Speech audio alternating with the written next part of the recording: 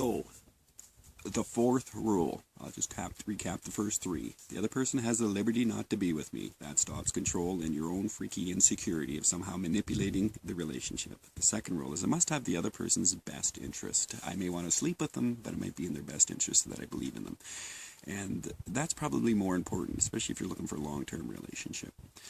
Third rule, see the person for who they are, not who you're hoping them to be. And that'll go through a filter of your insecurities. So if you carry a lot of insecurity in yourself, you're going to really hope that in some way they're going to help you not feel as insecure as what you what you probably really are. It ain't going to turn out very good. The fourth rule,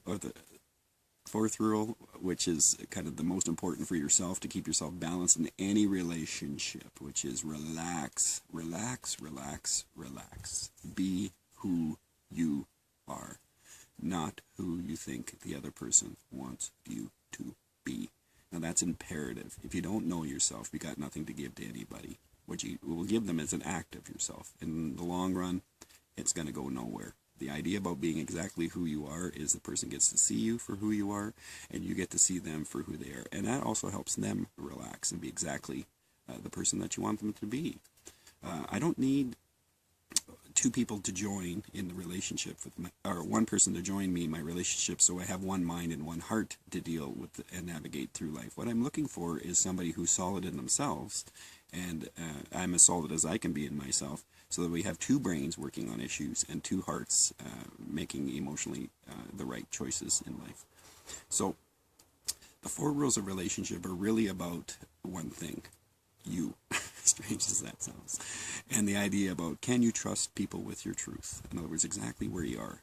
And can you trust yourself with your truth? I'm not saying that you have it together. I don't have it together. I don't know anybody who does have it together. Matter of fact, usually when I'm teaching, I'll say, there's no such thing as an adult.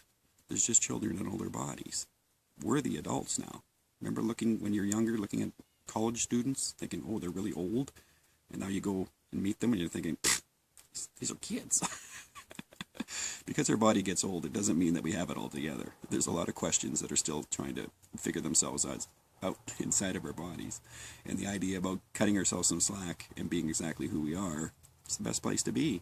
There's a lot less work, a lot less anxiety, and a lot less stress being who you are than there is trying to pretend to be something that the other person wants you to be. So just relax. You're okay. If it doesn't work out, it doesn't mean you're bad. It doesn't mean there's something wrong with you. It just means it didn't work out. Okay? So hopefully these 4 points will regurgitate in your head. So when you go into relationships, first of all, don't operate out of your deficit. You're all right just the way you are, unless you aren't all right being exactly where you are. Okay? Thanks, guys.